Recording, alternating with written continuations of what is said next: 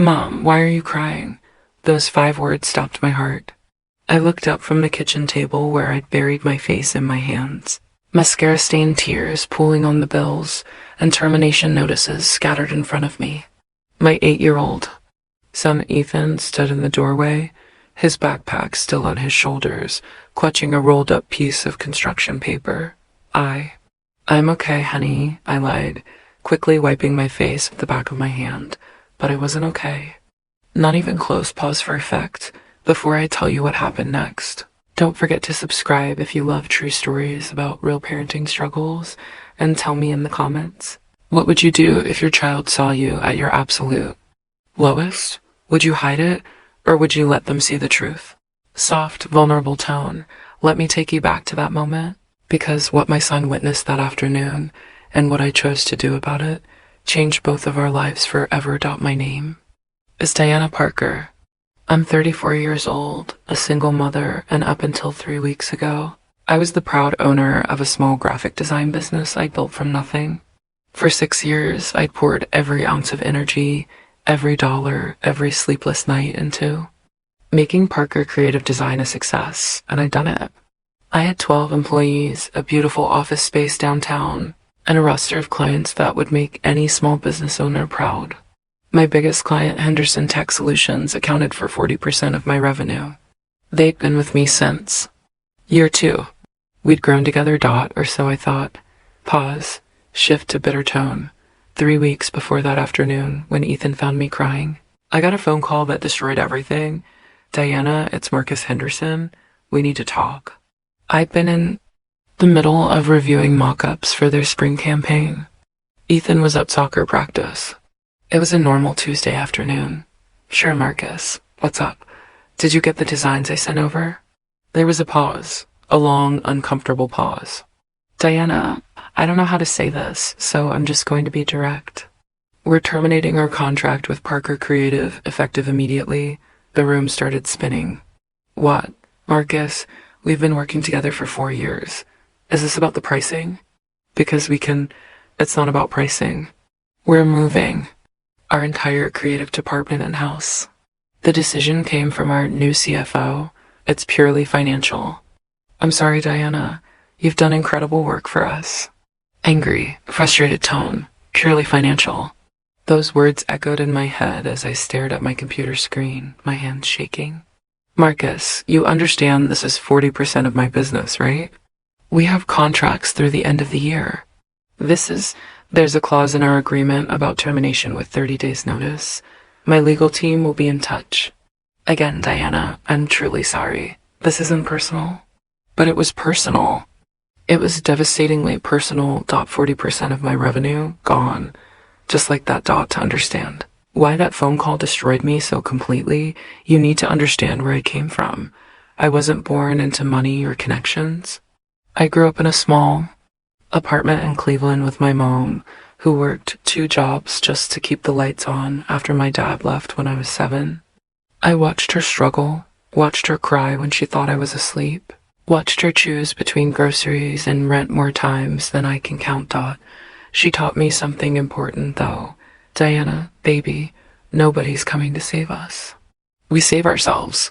Carried those words with me through community college, through my first terrible jobs, through meeting and marrying David, Ethan's father, at 20-3. David was charming, handsome.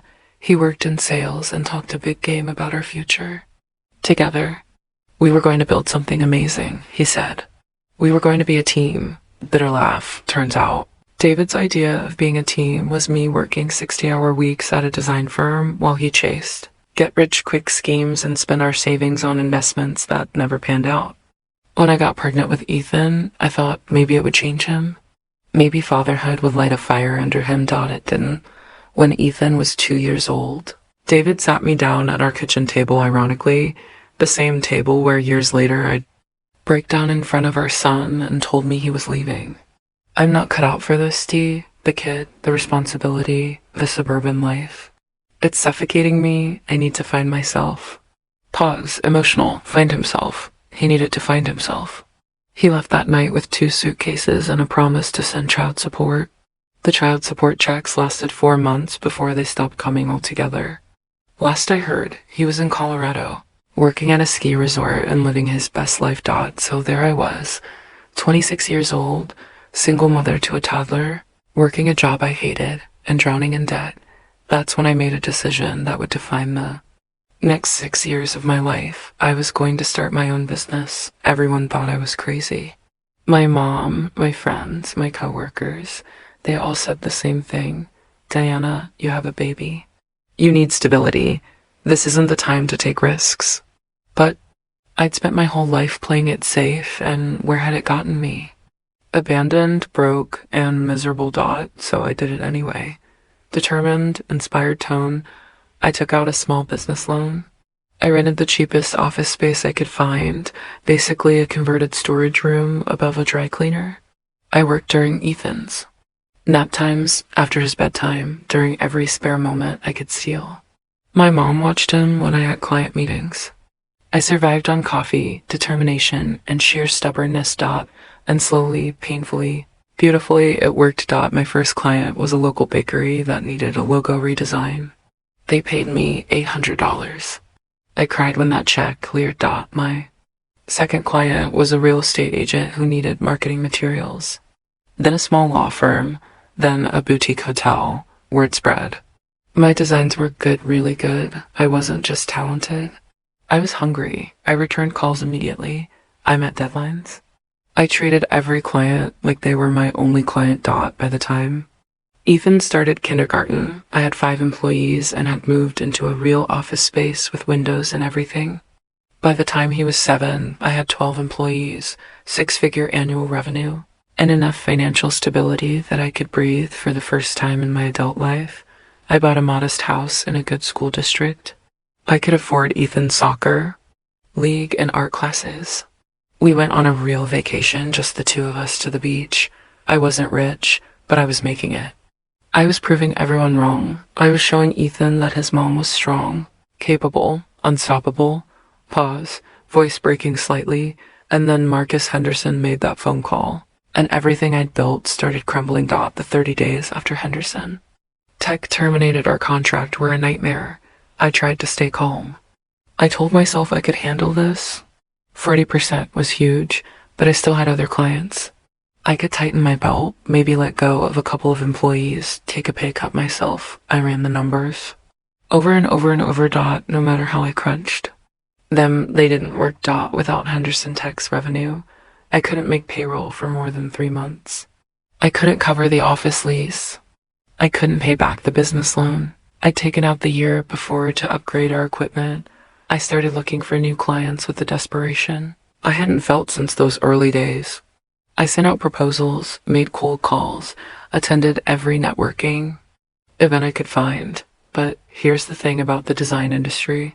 Landing a big client takes time. Months, sometimes. And I didn't have months. 2 weeks after Henderson's call, I had to have the conversation with my team. Sad, defeated tone. I gathered everyone in our conference room, the same room where we'd celebrated wins, brainstormed campaigns, shared birthday cakes. 12 faces looked at me with trust and expectation. Sarah, my lead designer, who'd been with me since year 1. Miguel, our social media genius. Katie, our newest hire, fresh out of college with student loans and dreams. I need to be honest with you all. I started, my voice shaking. We lost Henderson Tech, and the financial impact is ... significant. I watched the color drain from their faces. I'm doing everything I can to find new clients and keep us afloat, but I need you to know that things are uncertain right now. I can't make promises about the next 6 months. Sarah spoke up first. What do you need from us, Diana? How can we help? Emotional God, that killed me. They were offering to help me after I just told them their jobs might disappear. Just keep doing your best work, I said.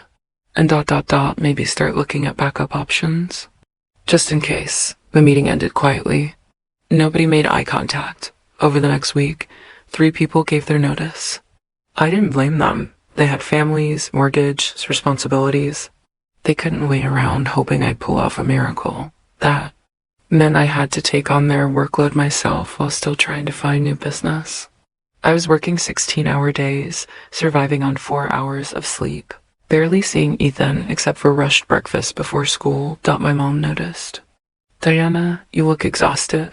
When's the last time you ate a real meal?" "I'm fine, Mom." "You're not fine.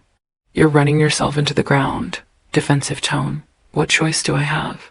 I snapped. "I have 9 employees counting on me. I have a son counting on me. I have a business loan and an office lease and a mortgage. I don't get to fall apart. I have to figure this out." She looked at me with that expression mothers have, the one that sees right through your bullshit.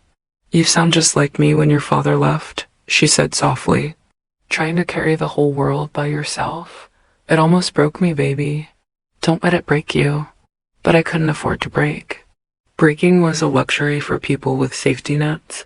Week 3 after Henderson Tech left, 2 more employees quit. I was down to 7 people. We were limping along, barely meeting deadlines, and I was covering the payroll shortfalls with my personal savings. The office felt empty. The energy that used to buzz through the space creative chaos, laughter, the sound of keyboards clicking and coffee brewing had been replaced with quiet anxiety. I'd submitted proposals to 8 potential clients. 6 had rejected me outright. 2 were thinking about it.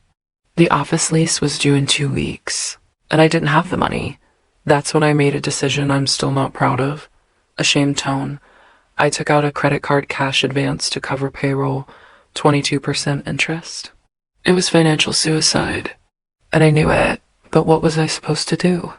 Tell 7 people they wouldn't get paid this month? I told myself it was temporary, just until one of those proposals came through. Just until I landed something big, but nothing came through. Proposal 7, rejected. Proposal 8, rejected. I started having panic attacks. Real ones, heart racing, can't breathe, world closing in. I'd lock myself in the office bathroom and count to 10 over and over until I could function again. Stopped answering my mom's calls because I couldn't lie to her voice to voice. I stopped going to Ethan's soccer games because I was working every possible hour, pause regretful, and I stopped being honest with myself about how bad things really were. The truth was, I was drowning. And I was too proud, too stubborn, too convinced that I had to handle everything alone to ask for help. Then came the afternoon that changed everything. I'd been at the office until 2 a.m. trying to finish a project for one of our remaining clients. I came home, slept for 3 hours, and went back. When I finally dragged myself home at 4 p.m., my mom was picking Ethan up from school. "Diana, you look terrible," she said bluntly. "When's the last time you slept?" "I'm fine." "You keep saying that, and it keeps being a lie." Tense breaking. Point approaching. "Mom, I don't have time for this conversation. I have invoices to review, and you have a son who asked me yesterday if his mommy still loves him because you're never around anymore." That stopped me cold. He said that? He's 8 years old, Diana. He doesn't understand business problems. He just knows his mom used to be there, and now she's not. The guilt hit me like a physical blow. "I'm doing this for him, Mom, so we can keep our house, so he can stay in his school. So he can have a mother who's working herself to death. Baby, I know you're trying, but you can't keep this up. Something's gotta give." She left, and I sat in my empty house surrounded by unpaid bills and rejection letters, and realized she was right. Something was about to give. I just didn't know how catastrophic it would be. The next morning, I got an email that shattered what was left of my composure. Subject line, "Notice of loan default, my business loan." The one I'd been barely making minimum payments on. The bank was calling it due full amount within 60 days, or they'd begin seizure proceedings. $40,008,000. I didn't have $48,000. I didn't have $4,800. I sat at my desk staring at that email until the words blurred together. Then I did something I hadn't done in 6 years of running this business. I called in sick. I told Sarah, my remaining lead designer and the only person I trusted to keep things running, that I had the flu and needed her to handle things for the day. Then I drove home, went straight to the kitchen table and pulled out every bill, Every bank statement, every piece of financial paperwork I'd been avoiding. The numbers were worse than I'd even imagined. Voice-breaking business loan. $48,000 owed immediately. Credit card debt from covering payroll. $23,000. Office lease. 2 months behind. $8,000 owed. Personal mortgage.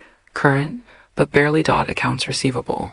$12,000 that clients owed me, but who knew when they'd actually pay cash in business account. $2,300. Cash in personal account. $847. The math was simple and brutal. I was going bankrupt. Everything I built, every sacrifice I'd made, every hour I'd stolen from my son to build something that would give us security, it was all collapsing, and there was nothing I could do to stop it. Long pause, then raw emotional breakdown. That's when I started crying. Not gentle tears. Not dignified sadness. I'm talking about ugly gasping, body-shaking sobs. The kind that come from somewhere deep and primal. From a place that's been holding everything together through sheer force of will and finally can't anymore. I cried for the business I was losing. I cried for the employees I'd have to let go. I cried for my son, who'd have to watch his mom fail.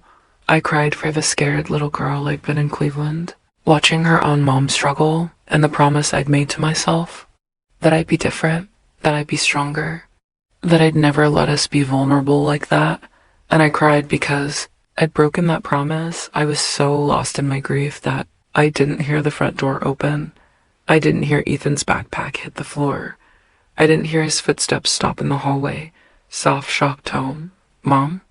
I looked up, mascara streaking down my face, bills scattered across the table, completely and utterly broken, and there was my 8-year-old son, staring at me with eyes full of confusion and fear. Mom, why are you crying? I thought, I thought, grown-ups don't cry. Every instinct I had screamed at me to hide it. Wipe your face. Tell him you're fine. Send him to his room to play. Protect him from this. That's what good mothers do, right? They shield their children from the harsh realities of the world. But as I looked at, Ethan really looked at him, standing there in his soccer uniform with grass stains on the knees. Clutching that rolled up piece of construction paper, I realized something. He'd already seen it. The tears, the bills, the breakdown. I could lie to him, tell him everything was okay, or I could do something terrifying. I could tell him the truth. Deep breath, decision made. Come here, baby, I said softly. Patting the chair next to me, he hesitated, then slowly walked over and climbed into the chair. His feet didn't touch the ground. He looked so small. You're right, I said. Grown-ups do cry. I cry. And right now, I'm crying because ... because things are really hard, Ethan. What things? His voice was so small, careful, age-appropriate. Explanation. You know how Mommy has a business? How I make designs and pictures for companies? He nodded. Well, one of my big clients, the companies that pay me to make things for them, they decided they don't need me anymore. And without their money, it's really hard for me to keep my business running. But you're really good at making things, he said, indignant on my behalf. I've seen your designs. They're awesome. Small laugh through tears. Thank you, buddy. But sometimes, even when you're good at something, things don't work out the way you hope, and that's really sad and scary. So I'm crying because I'm sad and scared. Are we gonna be okay? God, that question. How do you answer that when you don't know the answer yourself? I don't know yet, I said honestly. But I'm going to do everything I can to make sure we are. Sometimes grown-ups don't have all the answers right away. Sometimes we have to figure things out as we go. Pause, vulnerable admission. And sometimes, I continued, even moms who are supposed to be strong and have everything together feel weak and scared. Does that make sense? He thought about it seriously, his little face scrunched up in concentration. When Billy pushed me at recess last week and I fell, I cried. And then I got up and told the teacher, was that being weak? No, baby, that was being brave. You felt your feelings and then you did something about the problem. So ... You're being brave. Right now, by crying and then figuring stuff out. Emotional realization out of the mouths of babes. Yeah, I said, my voice thick. Yeah, I guess I am. He slipped off his chair and wrapped his small arms around me. I held him tight, feeling his warmth, his solidness, his unwavering love that didn't depend on my success or failure. I love you even when you cry, Mom, he whispered into my shoulder, and that's when I realized something crucial. All this time, I'd been trying to be perfect for him, to be unbreakable, to show him that strong women don't falter, but what I'd actually been teaching him was that strength means never showing weakness, never asking for help, never being vulnerable, shift in tone, determination emerging, and that was exactly the lesson I didn't want him to learn. Ethan, I said, pulling back to look at him, I want to show you something. I want to show you what it really looks like when someone is going through something hard. Not just the crying part, but the fighting back part. The getting up part, the asking for help part. Can I show you that? Yeah, he said, nodding seriously. Okay, then you might see me cry again. You might see me scared. But you'll also see me try, and that's what I want you to remember. Crying doesn't make you weak. Giving up is what makes you weak. Deal? Deal. Then he held up the rolled paper he'd been carrying. I made this for you at school today, before I knew you were sad. But maybe it'll help anyway. He unrolled it carefully, emotional choking up. It was a drawing. Stick figures in crayon, one tall, one small. The tall one had long brown hair like mine. The small one had a big smile. They were holding hands under a rainbow dot at the top, in his careful 8-year-old handwriting. My mom is my hero. I started crying again, but this time they weren't tears of defeat. They were tears of love and gratitude and renewed purpose. Thank you, baby, I whispered. I'm going to put this somewhere I can see it every day to remind me why I keep fighting. He smiled, that gap-toothed, pure smile that only children can give, and hugged me again. And in that moment, sitting at my kitchen, table covered in bills I couldn't pay, holding my son, I made a new decision. I wasn't going to hide my struggle from him. I was going to let him watch me face it. The next morning, I woke up early and made a different kind of list. Not a list of bills and debts. I tortured myself with those enough. This was a list of actions. Concrete things I could actually do. Option 1, bankruptcy. Close the business, let everything go, start over. The nuclear option. Option 2, downsize radically. Close the office, let remaining employees go, work from home, take any freelance work. I could find option 3, be completely honest about what I needed. Ask for help. That last one scared me most, but I thought about what I told Ethan. Giving up is what makes you weak. Asking for help is brave. So I started making phone calls, nervous but pushing forward. First call, my mom. Mom, I need to tell you something. The business is failing, like really failing. I'm probably going to have to declare bankruptcy, and I should have told you sooner. I was too proud. But I'm telling you now. There is silence. Then, what do you need, baby? I don't even know. Maybe just, can you keep picking Ethan up from school so I can work longer hours trying to salvage what's left? Of course. And Diana, I'm proud of you for telling me. Second call. Sarah, my lead designer.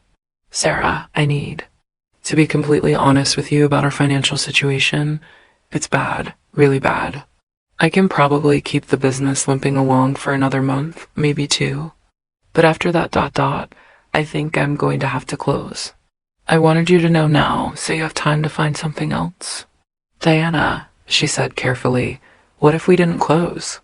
What if we went freelance? You, me, and maybe Miguel if he wants in. No office, no overhead, just the 3 of us taking on projects. Surprised. You want to do that? You gave me my first real design job when nobody else would. I'm not going to abandon you now. Let me talk to Miguel. We'll figure something out. Third call, my landlord. This one was harder. Admitting to someone outside my inner circle that I couldn't meet my obligations felt like public failure. Mr. Chen, this is Diana Parker from Parker Creative Design. I need to discuss my lease situation. I'm 2 months behind, and I don't know if I can catch up. I'm calling to ask if we can work out a termination agreement that doesn't destroy my credit." He was quiet for a moment. Then, "My daughter is a graphic designer. She's told me how hard it is to run a small creative business. Come by my office tomorrow. We'll talk." Emotional relief. 3 calls. 3 small victories. Not solutions, not miracles. Just people willing to work with me instead of against me. Over the next 2 weeks, things moved quickly. I met with Mr. Chun. He agreed to let me out of the lease with only 1 month's penalty if I was out within 30 days. It wasn't ideal, but it was manageable. Sarah, Miguel, and I sat down and made a plan. We'd close the physical office, work remotely, split profits 3 ways. We'd be lean and scrappy, just like the early days. I met with a bankruptcy attorney. She laid out my options honestly. Chapter 7 would wipe out the business debt, but destroy my credit for years. Chapter 11 would let me restructure. Or I could try to negotiate directly with creditors. I chose negotiation. I called the bank about the business loan and explained my situation. The loan officer was surprisingly human. "Mrs. Parker, we don't want to seize anything. It's a last resort. If you can make a good faith payment of $5,000, we can restructure the remaining balance over 3 years at a lower interest rate." $5,000? I didn't have it. But my mom did in her retirement savings. Guilty. Ashamed. Asking her for that money was one of the hardest things ever done. "Mom, I hate asking this. I know it's your retirement. But if I can get this loan restructured, I might actually make it through this. I'll pay you back. With interest, I swear." She didn't hesitate. "Diana, money is money. You're my daughter. Take it." The credit card debt was still crushing $23,000 at 22% interest. But I negotiated with the credit card company, got enrolled in a hardship program that reduced my minimum payments. Was it perfect? No, I was still in debt. I still had years of financial recovery ahead of me, but I wasn't drowning anymore. I had a plan. I had people helping me. And most importantly, I had stopped pretending I could do everything alone.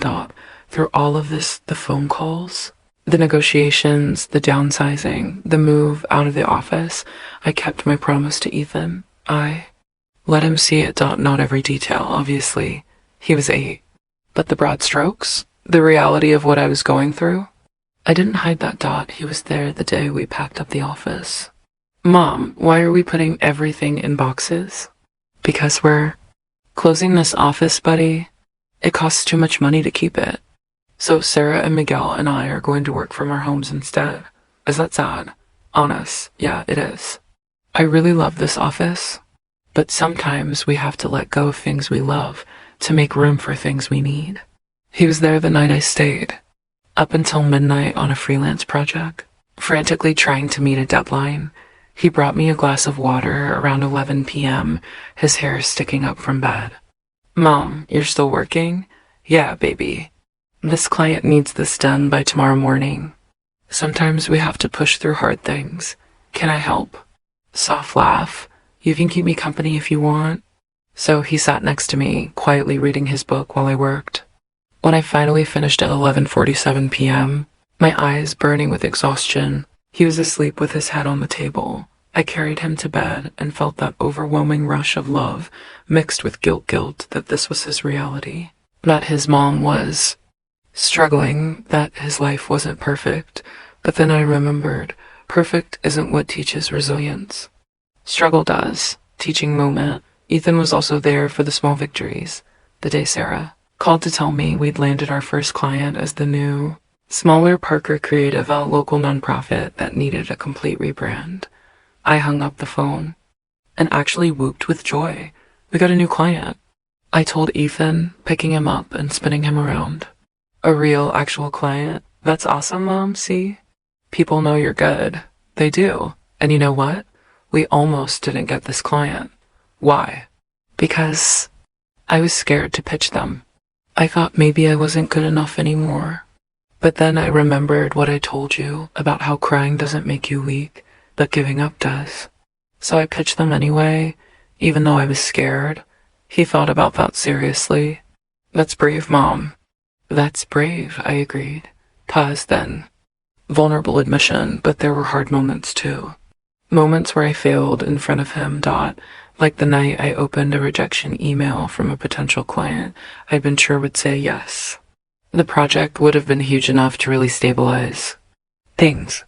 But they went with someone else. I stared at my computer screen, and then I just started crying. Again. Ethan found me on the couch, tears streaming down my face. Did something bad happen? Yeah, a client I really wanted to work with said no. That's mean. Sad laugh. It's not mean, baby. It's just business, but it still hurts. What are you gonna do? And that became our phrase. Whenever something went wrong, whenever I faced a setback, Ethan would ask, "What are you gonna do?" Not, "What are we gonna do?" Not, "Are we okay?" What are you gonna do? Because he was watching me figure out the answer. Well, I'd say, "I'm going to cry for a little bit because I'm sad. And then I'm going to dry my tears and apply to 5 more clients tomorrow." Okay, he'd say, "That sounds like a good plan." And that's when I truly understood what I was teaching him. I wasn't teaching him that moms are perfect. I wasn't teaching him that life doesn't knock you down. I was teaching him that when life knocks you down, you feel your feelings about it, you cry if you need to, and then you get back up and try again.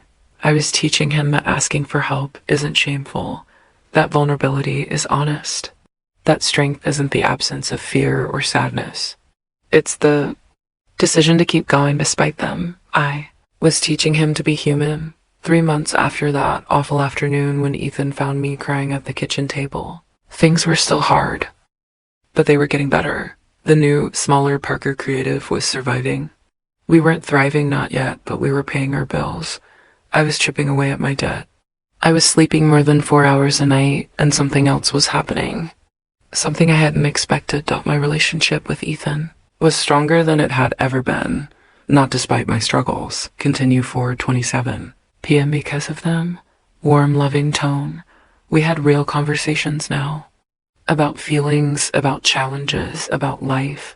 When he came home from school upset because a friend had said something mean, he didn't just shrug it off. He told me about it. "Jacob said my drawing was stupid today. How did that make you feel?" "Really sad and mad. I worked hard on it." "What did you do?" "I cried a little in the bathroom, and then I showed it to Mrs. Peterson, and she said it was really good and put it on the classroom wall." Proud. Ethan, that's exactly right.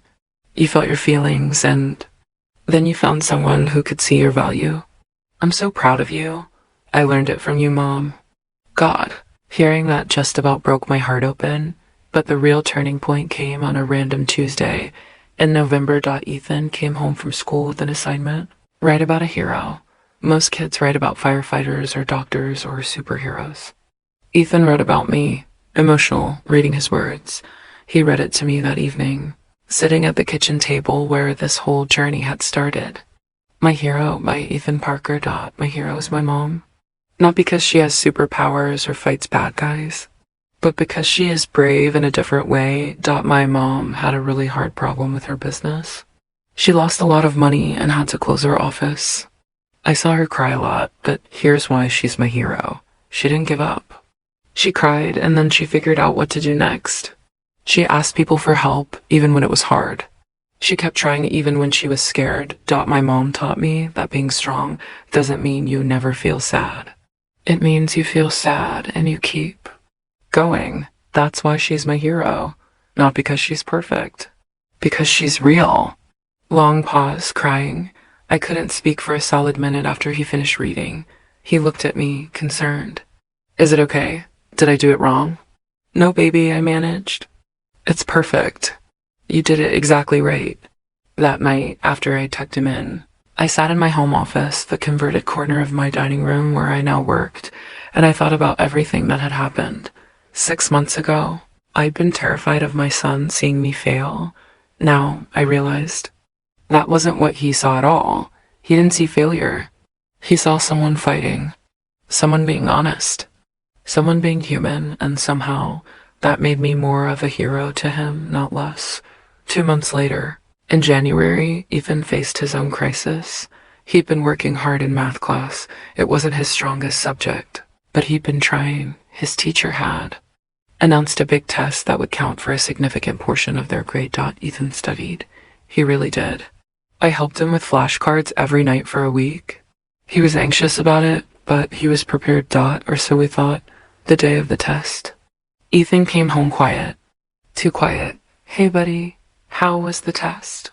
Fine, he mumbled, heading straight to his room. Red flag. Ethan was usually a talker. I gave him some space, then knocked on his door around dinner time. Ethan, can I come in? Yeah, he was lying on his bed, staring at the ceiling. Want to talk about the test? I failed it, Mom. My heart sank. Not because of the failing grade, who cares about one third grade math test in the grand scheme of things, but because I could hear the devastation in his voice. Tell me what happened. I studied so hard, but when I sat down to take it, my mind went blank. I couldn't remember anything.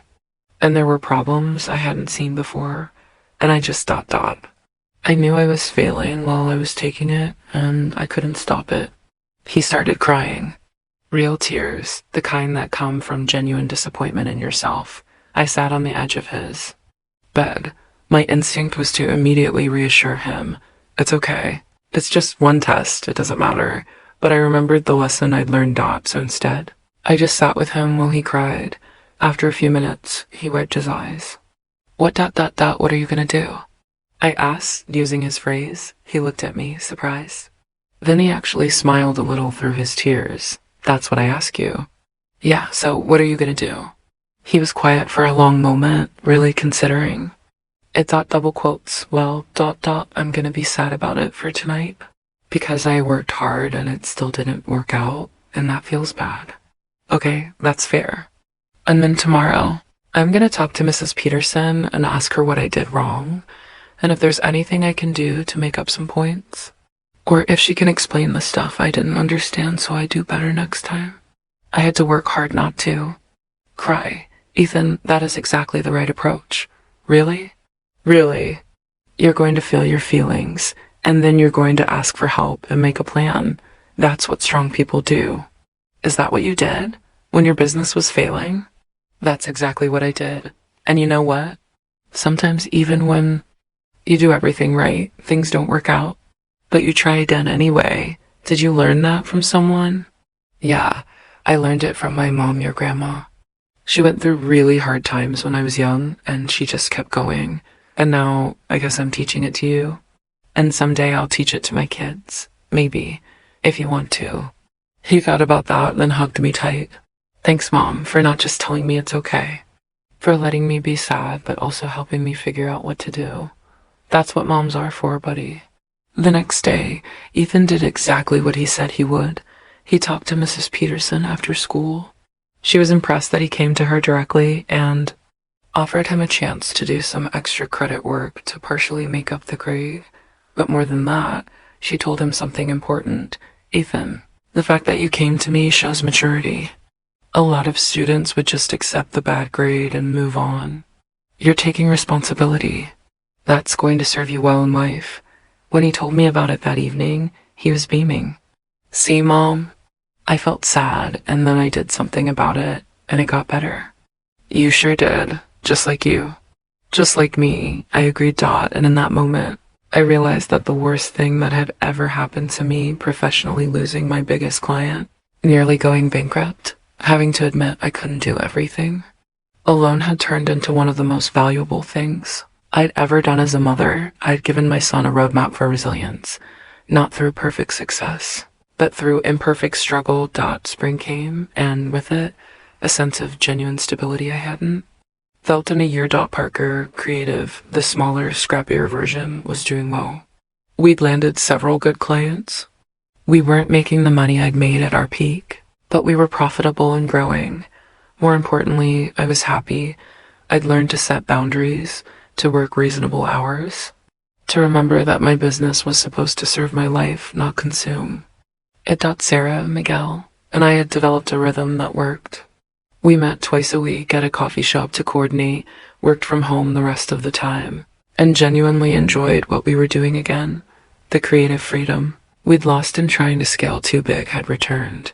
I'd also learned something about Asking for help taught my mom still picked Ethan up from school twice a week, and she didn't mind. In fact, she loved the extra time with her grandson. I joined a local small business owners support group, a bunch of women who met monthly to share struggles and solutions. Turns out, I wasn't the only one who'd faced near collapse. Everyone had a story, and that was weirdly comforting. I'd been carrying so much shame about my struggles, as if financial difficulty was some personal moral failing. But hearing other successful, smart, hardworking women talk about their own near disasters helped me see the truth. Business is risky, life is unpredictable, and sometimes bad things happen to people who did everything right. That's not failure. That's just reality. But the biggest change was in Ethan. He was still 8, still obsessed with soccer and video games and whatever weird YouTube videos kids watch these days, but he was also more emotionally aware than most kids his age. When one of his friends was upset about his parents divorcing, Ethan was the one who said, "It's okay to be sad about it. You don't have to pretend you're fine." When he struggled with a school project, he came to me immediately, not to have me fix it, but to help him figure out a plan. When he got in an argument with a kid at school, he talked it through with me, processing his anger and hurt, and then decided how to approach making things right. His teacher mentioned it at parent-teacher conferences. Ethan has remarkable emotional intelligence for his age, Mrs. Peterson said. He's very in tune with his own feelings and also very empathetic to others. Whatever you're doing at home, keep doing it. I almost laughed. What I was doing at home was failing publicly and honestly, but apparently that was exactly the right thing. One Saturday morning in May, almost a year after that awful afternoon when Ethan found me crying, I was working at the dining room table, my permanent office now, when he approached me with that familiar posture, hands behind his back, slight smile. "Mom, I made you something." "Yeah, what is it?" He pulled out a rolled-up piece of construction paper. Immediately, I remembered the first drawing, the one he'd given me that day. My mom is my hero. I still had it framed in my bedroom. "Should I be nervous?" I teased. "No, but it's important." He unrolled it carefully. This drawing was more sophisticated than the first one. He'd gotten better at art over the year. But the subject was similar. 2 stick figures, one tall, one small. But this time, the tall figure had tears on her face, and the small figure was holding her hand, and above them, in careful lettering, "Real heroes cry too." I stared at it, my throat tight, tears instantly forming. "Ethan, I was thinking about it," he said seriously. "That first drawing I made, I drew you as a hero because I thought you were perfect and strong and never had problems. But that's not really what heroes are, no? No, real heroes are people who have problems and feel sad but keep going anyway. And they let other people help them, and they cry when they need to. That's what real strength is. You taught me that." "When did you get so wise?" I managed. "I learned from the best." I pulled him into a hug and held him tight, this amazing little human who taught me just as much as I taught him. "Thank you," I whispered. "This is the most important thing anyone's ever given me, more important than that first drawing. So much more important, because this one is true." We spent the rest of that morning together, just hanging out. We went to the park, got ice cream, talked about nothing and everything, and I thought about how different this year had been from what I'd imagined. A year ago, I thought my worst nightmare was my son seeing me as weak. Now I understood that. The real nightmare would have been him seeing me as invulnerable, because then he'd try to be invulnerable too. And that's a recipe for a lifetime of hidden pain and loneliness. What I'd given him instead was permission to be human. Permission to struggle, to cry, to ask for help, and to keep going, and that permission. That was the greatest gift I could offer, not a perfect, unshakable mother, but a real one. I'm telling you this story now, more than a year after it began, because I want you to understand something crucial about strength and parenting. We live in a world that tells us, especially women, especially mothers, that we have to be perfect, that showing vulnerability is weakness, that our children need to see us as unbreakable. It's a lie. Your children need to see you as real. They need to see you struggle so they know it's okay when they struggle. They need to see you cry so they know it's okay when they cry. They need to see you ask for help so they know it's okay when they need help. They need to see you fail and get back up so they know failure isn't the end of the story. Parker Creative is doing well now. We're not huge, but we're stable and growing sustainably. I've paid my mom back with interest. I'm chipping away at my debt. I'm building something real and lasting, but more than any business success, I'm proud of what I built with Ethan that year. A relationship based on honesty instead of perfection. Foundation of resilience instead of invulnerability. A shared understanding that strength isn't about never falling down. It's about what you do when you're on the ground. Ethan is 9 now. He still loves soccer and video games and makes me drawings, but he also knows that when life gets hard, he doesn't have to hide it. He knows that feeling his feelings doesn't make him weak. He knows that asking for help is brave, not shameful. He knows that his mom isn't perfect and that that's exactly what makes her a good mom. Final scene, last week. We were sitting at that same kitchen table where this whole journey began, working on homework together. He looked up at me and said, "Mom, I'm really glad your business almost failed." I laughed. That's an interesting thing to be glad about. I mean, I'm glad it didn't actually fail, but I'm glad it almost did, because otherwise you wouldn't have cried that day, and I wouldn't have learned all the stuff I learned. What stuff? Did you learn? That strong people aren't the ones who never have problems. Strong people are the ones who face their problems honestly, and that being a hero doesn't mean being perfect. It means being real. When did you get so smart? I asked, for probably the 100th time. I learned from my hero, he said simply, and then he went back to his homework like he hadn't just said the most profound thing I'd heard all week. So, if you're going through something hard right now, whether it's business struggles, financial stress, relationship problems, health issues, whatever it is, and you're trying to hide it from your kids, trying to present a perfect front, trying to be unshakable. Consider this your permission to stop. Let them see you struggle. Let them see you cry. Let them see you fight, because that's not going to scare them or damage them. That's going to teach them the most important lesson they'll ever learn. How to be human. How to be vulnerable. How to be truly authentically strong. My son watched me cry that day. And then he learned what real strength looks like, not in spite of my tears, because of them. And that's a lesson neither of us will ever forget. If this story touched you, moved you, or made you think differently about strength and vulnerability, please hit that like button and subscribe.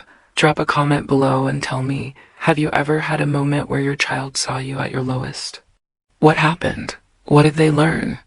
I read every single comment, and I'd love to hear your story. And if you know someone who needs to hear this message, maybe a parent who's struggling and trying to hide it, please share this video with them.